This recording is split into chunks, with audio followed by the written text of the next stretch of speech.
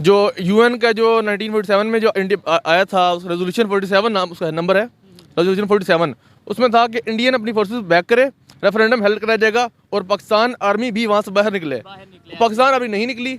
हम कहते थे इंडिया गंदा है, हम भी तो गंदे हैं, हमारे पास। इसके अगेंस्ट में जाके उन्होंने एक मूवी बना ली है, ठीक है, जिसमें वो हिंदुओं पे जुल्म दिखा रहे हैं, ठीक है। तो मेरा ख्याल है, और एक ये वन साइडेड जो है अपना रोल उन्होंने मूवी के अंदर प्ले किया। राहुल गांधी ने कहा है ना कि we have given 1000 kilometres of area to China without a war. मेरे ख्याल से जो हमारा स्टांस है, ओपिनियन है, वो उनकी निस्बत ठीक है, क्योंकि किस कैसे, मतलब आपने बोला मेरे ख्याल से, हम मेरे या आपके ख्याल से कुछ नहीं होगा, किसी लॉजिक के साथ बात।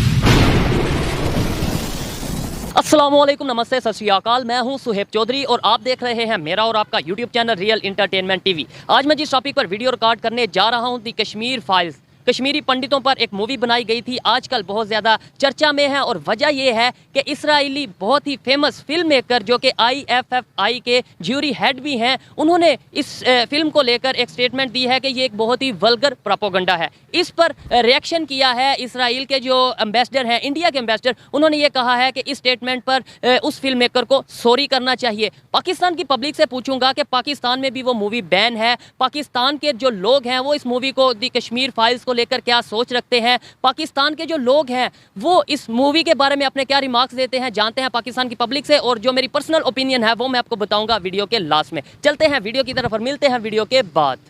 अस्सलाम वालेकुम। वालेकुम सलाम। आपका नाम? अली मुराद सिद्धू। आपका नाम? हुज़ैफा बिन तारिक। क्या करते हैं? मैं लॉ का स्टूडेंट हूँ। लॉ के स्टूडेंट हैं, ठीक है। जिस टॉपिक पे मैं वीडियो रिकॉर्ड कर रहा हूँ, टॉपिक ये है दी कश्मीर फाइल्स, इंडियन मूवी है जिसके अंदर कश्मीर की हिस्ट्री के बारे में बताया गया है, कश्मीरी पंडितों के बारे में बताया गया है कि उन पर जुल्म किए जाते हैं।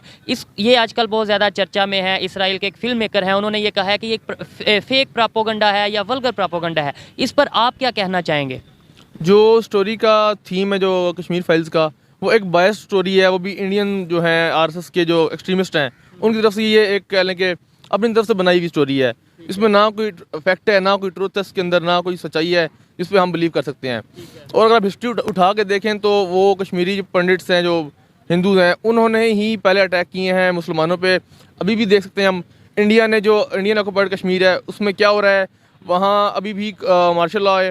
नहीं, मार्शल लॉ तो वहाँ पर अभी नहीं है। खैर, कर्फ्यू लगा हुआ है, जो कर्फ्यू भी अभी नहीं है, वो हट चुका है, वो आज से 2 साल पहले की बात है जी। अच्छा, लेकिन जो उसकी वजह कि वहाँ जितनी अभी आर्मी, जितनी उनकी फोर्सेस हैं, वो उतनी कहीं पूरी इंडिया में कहीं नहीं है जहाँ जितनी कश्मीर में है इस टाइम इंडियन कश्मीर ऑक्युपाइड। मेरा पॉइंट ये था वैसे। और उसके अलावा जो अब के वहाँ मुसलमान रह रहे हैं, मुसलमानों के साथ जो उनके प्रॉपर राइट्स नहीं मिल रहे, उन राइट्स लेना भी एक हमारा इसमें रोल अब नहीं है कोई कर सकते। पाकिस्तान का भी एक बड़ा लिमिटेड रोल है इसके अंदर। लेकिन बहरहाल वहाँ के मुसलमान जो इसके चल रहे थे, जो इंडिपेंडेंस चाहते हैं, वो दबाए जाते हैं, वो मारे जाते हैं, और ये रेगुलर बेसिस पे उनके साथ ऐसा हो रहा है। ठीक है, आपने ये बात की, थोड़ी सी हिस्ट्री की बात की, हिस्ट्री के बारे में भी आपको थोड़ा बताऊंगा। लेकिन आपने बोला कि वहाँ पर मुसलमानों पर जुल्म किया जाता है। नो डाउट पाकिस्तान का ओवरऑल यही स्टांस है कि मुसलमानों पर जुल्म किया जाता है। लेकिन जब हम कोई वीडियो, कोई प्रोग्राम रिकॉर्ड करते हैं तो हमारा ये होता है कि हम वन साइडेड बात ना करें, दोनों साइडों की बात करें। अगर उन्होंने ये मूवी बनाई है और उनका ये स्टांस है कि पंडितों पर जुल्म होता है, तो उसकी वजह क्या हो सकती है? मतलब ऐसे ही तो नहीं मूवी बना दी। क्या आपने थोड़ी सी हिस्ट्री अगर आप जानते हो तो ये बताएं कि कश्मीर में मुसलमान पहले आए या पहले हिंदू पंडित थे? क्या आप इस बारे में थोड़ा बहुत जानते हैं? अगर आप मेरे से बात करें, फ्रेंकली ओपनली बात करें, तो कश्मीर इशू कसूर सिर्फ इंडिया का नहीं है, पाकिस्तान का भी है। जो यूएन का जो 1947 में जो आया था, रेजोल्यूशन 47 नाम उसका नंबर है, रेजोल्यूशन 47, उसमें था कि इंडियन अपनी फोर्सेस बैक करे, रेफरेंडम हेल्ड कराया जाएगा और पाकिस्तान आर्मी भी वहाँ से बाहर निकले। पाकिस्तान अभी नहीं निकली। हम कहते थे इंडिया गंदा है, हम भी तो गंदे हैं, हमारी पाकिस्तान आर्मी भी इतनी अच्छी नहीं है जो हम कह सकते हैं। तो ये कसूर हमारा भी है, उनका भी है।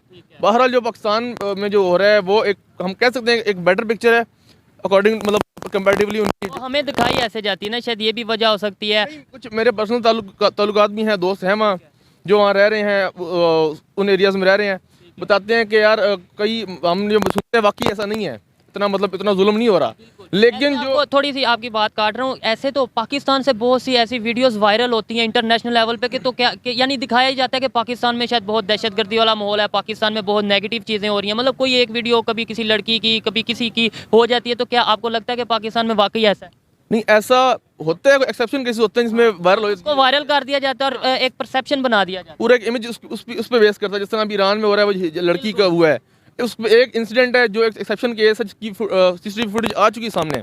उसमें किसी ने जुल्म नहीं किया, वो खुद गिर के कोलैप्स होके हार्ट अटैक से मर गई है। है। लेकिन वहाँ पर प्रोटेस्ट भी चल रहे हैं, वो फिर किस चीज़ पे चल रहे प्रोपेगेंडा चल रहे हैं। ये आपको जो वेस्ट है, आपको मीडिया जो है, वेस्टर्न मीडिया जिस तरह आपको प्रमोट करता है इन चीज़ों को, जहाँ मुस्लिम कंट्रीज हैं जिनको प्रमोट करता है ऐसी चीज़ें हैं, जहाँ LGBT अंदर लेके आना हो, यहाँ अगर हमारी जो औरतें हैं उनके पर्दे उतारने हो, उसमें वेस्टर्न मीडिया सबसे आगे होता है और उसको कहते हैं बेसिक ह्यूमन राइट्स। कश्मीर पे दोबारा मतलब टॉपिक पे आते हैं कि उनका ये जो स्टांस है कि पंडितों पर जुल्म किया गया और हम ये कहते हैं कि मुसलमानों पर जुल्म किया जाता है, इसके अंदर आपको क्या लगता है? हिस्ट्री के अंदर मैंने पहले भी ये क्वेश्चन किया था कि पहले वहाँ पर कश्मीर में मुसलमान मौजूद थे या फिर हिंदू मौजूद थे, अगर अर्ली बहुत पुरानी हिस्ट्री की बात की जाए। देखिए, मुगल से हम शुरू करें तो वहाँ से जो कह लें कि जब मुगल आए थे, लास्ट बाबर था, उसका अपना एक दीन बनाया हुआ था उसने, तो वहाँ एक इंटरमिंगल्ड वो दीन इलाही वो जिसे कहते दीन इलाही जो कहते थे, इंटरमिंगल्ड वो बैठे हुए थे वो लोग सारे। उसमें ना हिंदू की कोई सेग्रीगेशन थी, ना मुस्लिम सेग्रीगेशन थी, सब रहते थे इकट्ठे यूनिटी के साथ।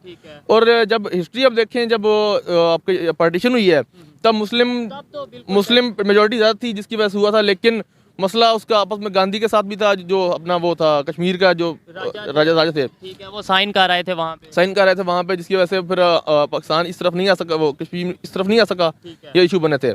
लेकिन जब पार्टीशन की बात है 1947 में, तब तो मुस्लिम मेजोरिटी थी ज़्यादा वहाँ। ठीक है। अच्छा, मूवी पे आते हैं कि मूवी को लेकर पाकिस्तान में बैन, वैसे तो इंडियन तमाम मूवीज़ को बैन किया गया है, लेकिन पाकिस्तान में अगर मूवी को बैन किया गया है, आपको लगता है कि हमारी मीडिया जो है वो बहुत साइडेड स्टांस दिखाती है? अगर हम कोई मूवी बनाते हैं इंडिया को लेकर तो हम न्यूट्रल रहकर अनबाइस्ड मूवी बनाते हैं या काम करते हैं? नहीं, बिल्कुल नहीं करते, हम भी बिल्कुल नहीं करते। हम भी बिल्कुल बेस्ट मूवीज़ बनाते हैं और अपने जो हमारे दिल करता दिखाने का अपना POV देखते हैं।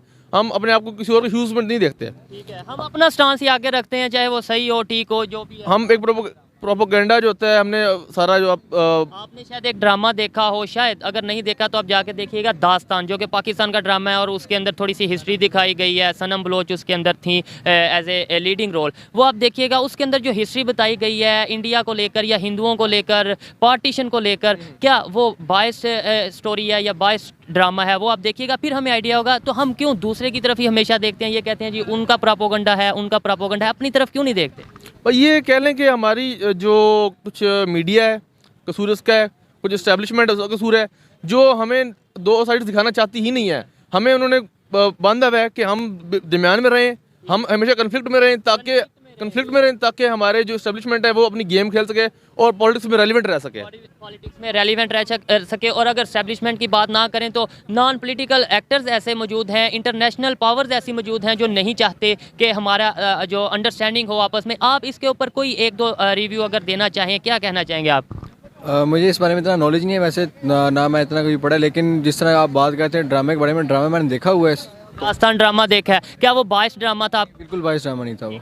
और दूसरे नंबर पे हमारे यहाँ पे जो इमेज बना दिया जाता है, देखें हम एक साइड पे कहते हैं ह्यूमैनिटी फर्स्ट, दूसरी साइड पे जो इमेज बना दिया जाता है कि अगर कोई नॉन मुस्लिम है या कोई हिंदू है, उसको लेकर एक जो इमेज बनाया गया है, क्या आपको लगता है कि इंसान ऐसे हो सकते हैं? मतलब बायस वो हम बात करते हैं, जो इमेज बनाया जाता है, आप बात कर रहे हैं कि यहाँ मैं जो फील करता हूँ कि यहाँ इतनी डिस्क्रिमिनेशन नहीं है, जो ऑनेस्टली स्पीकिंग मैंने फील किया है। बिल्कुल, हमारी बात करने का मकसद ही है कि जो आपकी ओपिनियन है वो मेरा क्वेश्चन करूँ और आपकी जो भी ओपिनियन है वो आगे जाए। अब मैं कुछ दोस्त इंग्लैंड हैं, कुछ अमेरिका हैं, कुछ कनाडा हैं। अब इन कंट्रीज़ में जो रेशियल डिस्क्रिमिनेशन इतनी ज़्यादा है कि हम कहते हैं कि यार हम अपने यहाँ किसी को काला बोल देते हैं, लेकिन वी डोंट मीन दैट काला के यार एज इन के उसको हमने नीचे दिखाना है। वो हमारा कह लें कि एक सार्कास्टिकली यूज़ होता है, जो कि नहीं होना चाहिए, जो कि एक बुरा रिमार्क है, किसी को कलर शेम करना या फिर बॉडी शेम करना किसी को भी। लेकिन बट आई फील लाइक कि यहाँ वो रेशियल हेट नहीं है जो कुछ फॉरेन कंट्रीज़ में है, खासतौर पर अरब्स में बहुत ज़्यादा ये है। इंडिया की अगर बात की जाए, इंडिया में क्या कहना है? ऑनेस्टली फील लाइक जितनी की फॉरेन कंट्रीज़ में उतनी वहाँ भी नहीं है, लेकिन इट इज़ मोर देन। उसकी वजह शायद ये है कि वहाँ पे बहुत से मुस्लिम, नॉन मुस्लिम, हिंदू, ईसाई, क्रिश्चियन सब मिलके मतलब रहते हैं। शुरू से रह रहे हैं, आज से नहीं रह रहे, शुरू से रह रहे हैं। वहाँ बुद्धिस्ट भी रह रहे हैं, वहाँ हिंदू भी रह रहे हैं, सिख रह रहे हैं, यहाँ भी रह रहे, मुसलमान भी हैं, वहाँ बहुत सारे हैं। इससे अंडरस्टैंडिंग बढ़ जाती है, अंडरस्टैंडिंग बढ़ती है। और कह लें कि ये जो पार्टीशन का मसला है, 800 साल मुगल्स में हम इकट्ठे रहे हैं, आखिरी 70 साल में हमें याद आ गया नहीं हिंदू मुस्लिम इकट्ठे नहीं कर सकते। ये कोई बात तो नहीं करने वाली ये। ठीक है।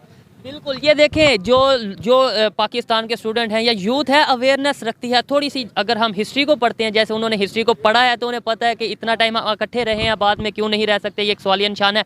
इस बात को वाइंड अप करते हैं और फिर आगे किसी की तरफ चलते हैं। बताएं कश्मीर में हमारा जो स्टांस है, इंडिया का जो स्टांस है, वो क्लियर कैसे होगा, क्लियर कौन करेगा, किसकी जिम्मेदारी है? क्या यूएन की जिम्मेदारी नहीं है कि इस जो इशू है, जो रोला है, इसको ख़त्म कर दें? यूएन अब कह लें कि एक वो भी एक एक्टिंग बॉडी रह गई है जो सिर्फ काम कर रही है। कह लें आपकी अमेरिकन फोर्सेस है, अमेरिकन एस्टेब्लिशमेंट है, उनके कहने पे काम करती है। जो आपकी इंटरनेशनल कोर्ट ऑफ जस्टिस है, वो भी आपका लास्ट जो इंडिया में केस गया है कलभूषण, वो वाला जो बंदा आया था अभिनंदन वाला, उन्होंने क्या किया? कुछ भी नहीं किया, जबकि वो डायरेक्ट इन्वेजन थी। यूएन का आप उम्मीद नहीं कर सकते, आपने करना है तो खुद करना है।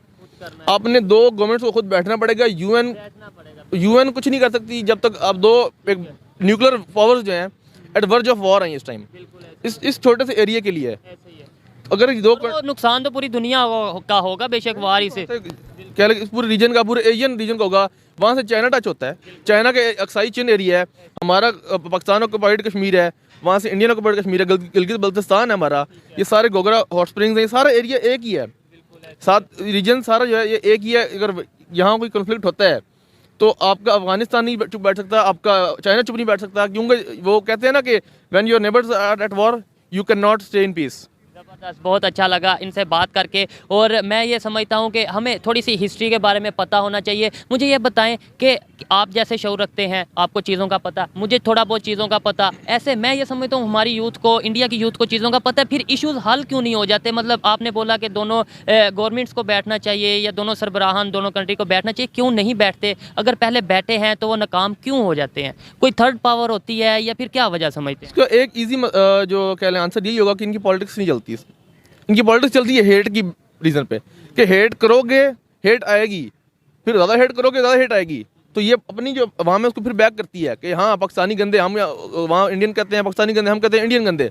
फिर जो ज़्यादा हेट देता है, मोदी का लास्ट टाइम ये हुआ था ना, जब अभिनंदन आया है, वो इलेक्शन के डेज थे, उन्होंने मोदी ने अपने इलेक्टोरेट जमा करने के लिए उसने ये एक स्टंट किया जो कि प्रॉपर अटैक नहीं थे वैसे। वो तो इमरान खान साहब भी अपनी हर स्पीच में यही कहते हैं कि मतलब इंडिया ये है, इंडिया वैसा है, इंडिया ऐसा है। और दूसरे नंबर पे शहबाज शरीफ साहब की अगर नून लीग की या दूसरी पार्टीज़ की बात करें, वो तो इवन इमरान खान को ये कह देते हैं ये इंडिया का एजेंडा। मतलब इंडिया का नाम तो हमारी पॉलिटिक्स में भी मुकम्मल तौर पर आता है, उसके बगैर हमारी पॉलिटिक्स भी पूरी नहीं होती। भी टोटली ऐसी वही गेम करते हैं जो वो करते हैं, वह मोदी करता है या इमरान खान या फिर नवाज शरीफ करता होगा।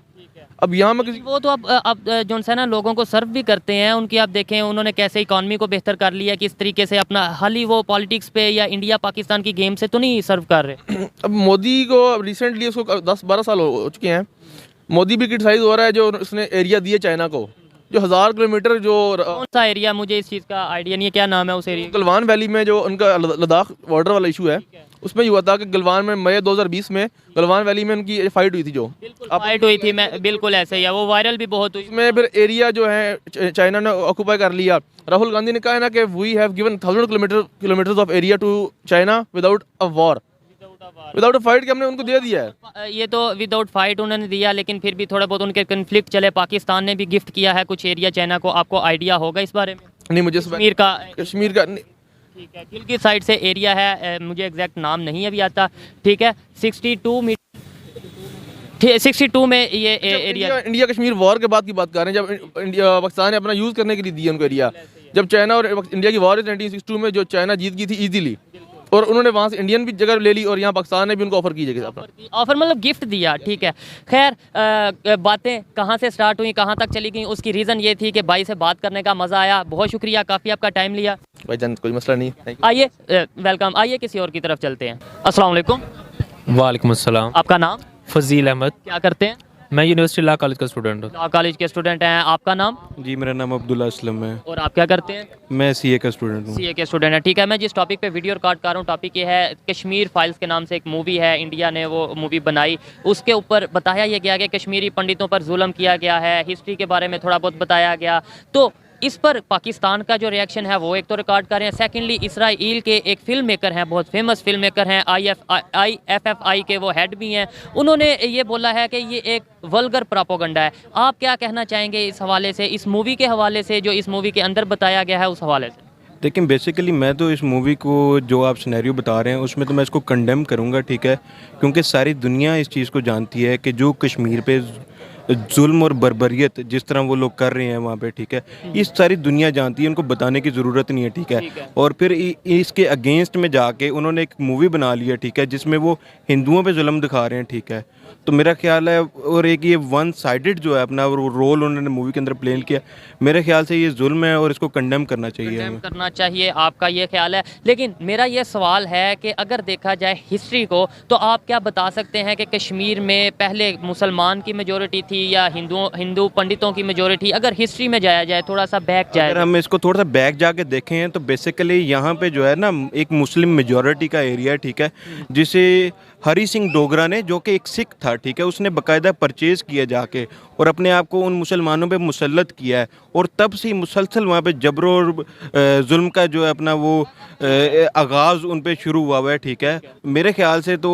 और सारी दुनिया जानती है, इस पे इतनी डॉक्यूमेंट्रीज, इतने आर्टिकल्स लिखे जा चुके हैं, और इस चीज़ को हमें कंडेम करना चाहिए। कंडेम करना चाहिए। आपने ये बोला कि मुसलमानों की मेजोरिटी है, नो डाउट इस टाइम पे मुसलमानों की मेजोरिटी है, मुगल एरा से बात की जाए तभी मुसलमानों की मेजोरिटी, लेकिन इससे थोड़ा सा बैक जाएं तो इंडिया का ये क्लेम है, या हिंदू जो मज़हब है, रिलीजन है, उनका ये क्लेम है कि वो एक हिंदू मज़हब की ज़्यादा मेजोरिटी वहाँ पर। थोड़ा सा हिस्ट्री में जाएं तो दूसरे नंबर पे उनका ये भी कहना है कि जो कश्मीर है वो नाम भी इसी हवाले से, किसी हिंदू पंडित हैं उनके हवाले से ये नाम है और नाम आगे चला है। आप क्या कहना चाहेंगे इस हवाले से कि मतलब लेट्स सपोज अगर वहाँ पर पहले हिंदू मेजोरिटी थी, लेट्स सपोज हम क्योंकि मुझे हिस्ट्री का इस हवाले से नहीं पता या कंफर्म नहीं है, वहाँ पर अगर हिंदू मेजोरिटी थी, फिर बाद में मुसलमान कैसे आए? सर बेसिकली वो ऑब्वियसली उधर माइग्रेशन या प्रीचिंग ऑफ इस्लाम के ज़रिए वहाँ पे, क्योंकि ये सारा एरिया ये हिंदू रूल था यहाँ पे, इस्लाम तो यहाँ पे माइग्रेट हुआ है, बाहर से आया है, ठीक है, और फिर यानी वो उनका एरिया होगा, लेकिन यहाँ पे एक मुस्लिम मेजोरिटी का एरिया बन गया था जिसपे हरी सिंह डोगरा ने हरी सिंह डोगरा ने आके इस पे कब्जा किए, इसे परचेज किया, ठीक है, और फिर अपने आप को उन मुसलमानों पे मुसल्लत किया गया है। और पॉइंट एक उठता है कि आपने बोला कि पहले हिंदू ज़्यादा मेजोरिटी में होंगे, लेकिन जब इस्लाम इस रीजन में आया एशिया में, और इसके अलावा ये अगर बरसगीर की बात करें तो यहाँ पर आया, तो फिर मुसलमानों की मेजोरिटी होगी। यहाँ पर एक सवाल उठता है कि जो हिंदू थे वो वहाँ पर वो कहाँ गए, ठीक है, क्या उन पे जुल्म किया गया या वो मुसलमान हो गए? ये क्वेश्चन है, क्या कहना चाहेंगे इसके ऊपर? क्वेश्चन तो बनता है ये। बिल्कुल आपका क्वेश्चन है। उनमें एक देखें ना, उनकी एक तादाद मुसलमानों में ऑब्वियसली कन्वर्ट होगी। जब एक मुस्लिम मेजॉरिटी एरिया होगा, हम ये नहीं कह सकते सिर्फ मुसलमान ही वहाँ पे होंगे, उनमें ऑब्वियसली एक हिंदुओं की भी एक तादाद होगी, लेकिन वो ऑब्वियसली कुछ उनमें से हो सकता है माइग्रेट करके हों अपने अपने एरियाज़ में जहाँ पे उनको कंफर्ट फील करते हों, और उसके अलावा उन्हें उनकी जो तालीमात थी, दीनी रसूमात थी, उसकी अदायगी में वो अपना जहाँ पे अपनी आज़ादी से वो अपना सारा कुछ अपनी एक्टिविटीज़ को प्ले कर सकें, ठीक है। एक मुस्लिम मेजॉरिटी एरिया था, ठीक है, जिस पे अपना एक हिंदू रूलर, एक सिख रूलर आके मुसल्लत हुआ और सारे फिर उसने जुल्म और बर्बरियत की, और इस चीज़ को कंडेम करेंगे कि उन्होंने वहाँ पे इस चीज़ को शो किया है कि मूवी के अंदर कि वहाँ पे हिंदुओं पे, पंडितों पे जुल्म हो रहा है, जो कि इस चीज़ के बिल्कुल उल्ट है जो वहाँ पे इस वक्त सारा सिनेरियो बना हुआ है। आपकी तरफ या तो मुझे ये बताएं, सारी जो गपशप हुई वो आपने भी सुनी है, जो टॉपिक है वो भी सुना, लेकिन जो एक क्वेश्चन इनसे किया कि अगर हिस्ट्री में जाएं तो वहाँ पर अगर हिंदुओं की मेजोरिटी थी, क्योंकि इस्लाम तो इस रीजन में बरसगीर में बाद में आया, तो पहले हिंदू थे, तो जब इस्लाम आया, मुसलमान आए, तब वो हिंदू कहाँ गए होंगे? तो कश्मीर के एरिया की बात कर जी, जब कश्मीर के एरिया को हम देखें तो जब इस्लाम आया तो हिंदुओं ने इस्लाम कबूल किया है, जाहिर सी बात है। तो वो हिंदुओं ने वहाँ, चूँकि हिंदुओं की मेजोरिटी थी, वो हिंदुओं ने इस्लाम कबूल कर लिया तो वो मुसलमान हो गए। तो अब बात आती है जब 1947 में पार्टीशन हुई है, जब पार्टीशन हुई है उस वक्त देखा जाएगा कि किसकी मेजोरिटी ज़्यादा थी, तो तब मुसलमानों की मेजोरिटी ज़्यादा थी, तो ये हिस्सा मुसलमानों के, ये पाकिस्तान के की तरफ आना चाहिए था। लेकिन जो हिंदुओं की हुकूमत थी या फिर इंडिया की जो हुकूमत है, जो तब से ही लेके उन्होंने पाकिस्तान में उसे नहीं शामिल करने दिया। लेकिन जो उस टाइम पे कश्मीर के जो राजा थे, महाराजा थे, उन्होंने साइन किया, हरी सिंह ने जाकर इंडिया के साथ इल्हाक किया, मतलब साइन किया कि हम इंडिया के साथ आना चाहते हैं, तो फिर क्या ये भी तो एक स्टांस बनता है उनका? जी बिल्कुल, अपना पार्टीशन के बाद ऑब्वियसली उनका एक रूलर था जिसके पास अथॉरिटी भी थी कि वो किसके साथ मिलना चाहता है, लेकिन ऑब्वियसली वहाँ पे एक रेफरेंडम की भी हमारे पास ऑप्शन थी, ठीक है, कि लोगों की भी एक राय ली जाएगी कि मेजॉरिटी ऑफ द पीपल किसके साथ जाना चाहते हैं। तो वो वहाँ पर लोगों का जो रेफरेंडम करवाया गया वो पाकिस्तान के साथ शामिल होना चाहते थे, मगर ज़बरदस्ती जो है हरी सिंह डोगरा ने उस वक्त के वाइस राय के साथ मिलकर, ठीक है, हिंदुस्तान के साथ अपना इल्हाक कर दिया, ठीक है, जो मेरे ख्याल से सरासर उनके साथ जुल्म था और उन पे बर्बरियत की गई। ठीक है। अच्छा, आप बार बार जुल्म और बर्बरियत की बात करते हैं क्योंकि हमें दिखाया ये जाता है, बताया ये जाता है। मुझे ये बताएं, हम मतलब अब मूवी पे आते हैं, जो हम मूवीज़ बनाते हैं जिसके अंदर हम किसी हिंदू का करैक्टर दिखाते हैं या इंडिया के हवाले से कोई मूवी बनाते हैं, पार्टीशन के हवाले से कोई मूवी या डॉक्यूमेंट्री या ड्रामा बनाते हैं, क्या वो हम अनबायस्ड और हकीकत पर मुबनी वो ड्रामा या स्टोरी या मूवी बनाते हैं आपके ख्याल में? सर मेरे ख्याल मैंने उनको तो बोल दिया, हमारी जो अपनी मूवीज़ हैं या ड्रामा है वो अनबायस्ड होते हैं। सर मेरे ख्याल से तो अब देखें ना कि वो अपना एक स्टांस प्ले कर रहे हैं, ऑब्वियसली हम भी एक अपना स्टांस दे रहे हैं, ठीक है, जो चीज़ें हमें चीज़ें बताई जाती हैं, ठीक है, जिन चीज़ों को हम देखते हैं ऑब्वियसली वो एक हम अपना स्टांस देते हैं, लेकिन मेरे ख्याल से जो हमारा स्टांस है, ओपिनियन है, वो उनकी निस्बत, ठीक है, क्योंकि किस कैसे, मतलब आपने बोला मेरे ख्याल से, हम मेरे या आपके ख्याल से कुछ नहीं होगा, किसी लॉजिक के साथ बात होगी, लॉजिक बताएं ताकि देखने वालों को पता चले कि हाँ यार ये भाई ने लॉजिक के साथ बात की है। कैसे आपका ख्याल है ये कि आपका हमारा स्टांस ठीक है? अच्छा, जब मैं इस हवाले से बात करूं तो भाई ने भी बात की कि वहाँ पे ऑप्शन था रेफरेंडम का। जब पाकिस्तान और इंडिया अलग हुआ था तब ये हमारे असल में जो इंडिया था ये इस चीज़ को ले गया था यूएन में, यूनाइटेड नेशन में ये मसले को ले गया था। तो तब वहाँ पे जो फैसला हुआ था वो ये हुआ था कि प्लेबिसाइट होगा, या जिसे हम रेफरेंडम कहते हैं, कि अवाम फैसला करेंगे, अवाम बताएंगे कि हम पाकिस्तान के साथ इलाक़ चाहते हैं या इंडिया के साथ चाहते हैं।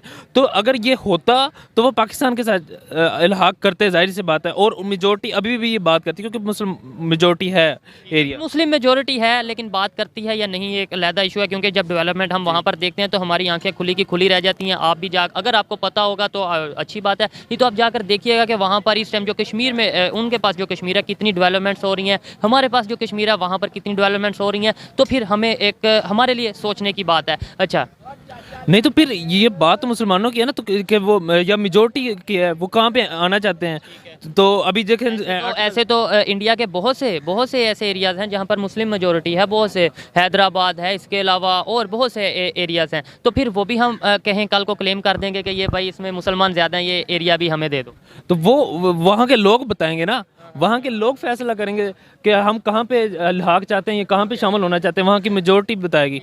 कल को बलूचिस्तान अगर कह दे कि हमें हमारे राइट्स नहीं मिल रहे तो हमें अलहदा कर दो, तो फिर हम क्या कहेंगे? उस हवाले से देखा जाएगा कि किस हवाले से करके राइट्स क्यों नहीं मिल रहे, राइट्स उन्हें दिए जाएंगे। ये हुकूमत का हक है, हम हुकूमत को टैक्स देते हैं, हुकूमत को ये बात देखनी चाहिए कि वो क्यों, कौन से हकूक़ हैं जो उन्हें नहीं मिल रहे, तो वो हम उन्हें हकूक़ देंगे, सिंपल।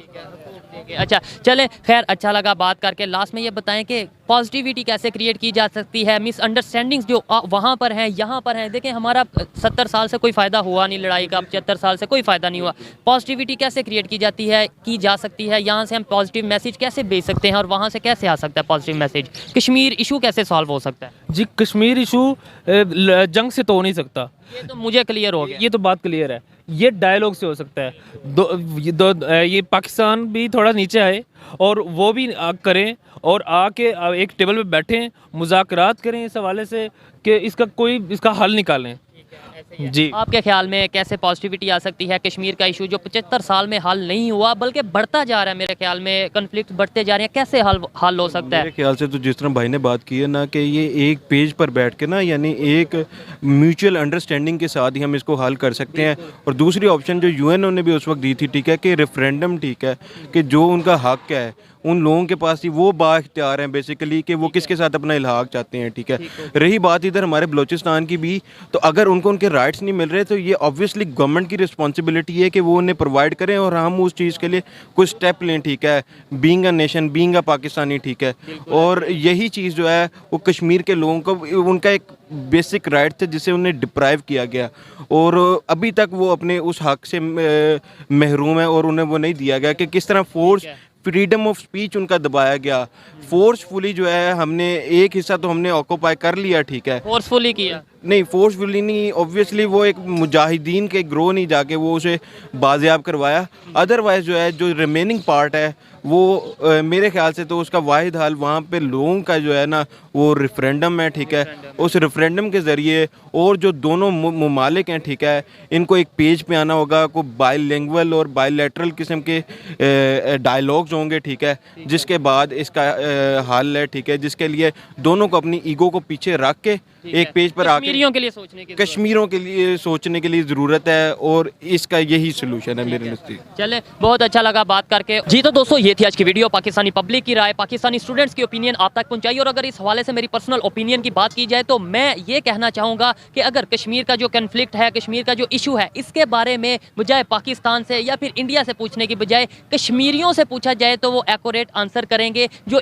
उनके इश्यूज़ हैं वो बेहतर तरीके से बता सकेंगे। वो क्या चाहते हैं, इंडिया के साथ जाना चाहते हैं, वो क्या चाहते हैं, पाकिस्तान के साथ आना चाहते हैं, या फिर वो अपनी ही एक स्टेट बनाना चाहते हैं। उनकी क्या राय है, उनकी क्या ख्वाहिश है। और मैं कोशिश करूँगा जल्द, मैं राब्ता भी कर रहा हूँ, कॉन्टैक्ट कर रहा हूँ वहाँ के लोगों से, कि मैं कोशिश करूँगा कि जल्द उनकी राय भी आप तक पहुँचाऊँ इस हवाले से। जो मेरी पर्सनल ओपिनियन थी वो मैंने आपको बता दी, पब्लिक की ओपिनियन आप तक पहुँचा दी। और वीडियो कैसी लगी कमेंट में ज़रूर बताइएगा। मिलते हैं नेक्स्ट वीडियो में, तब तक के लिए पीस आउट, अल्लाह हाफ़िज़।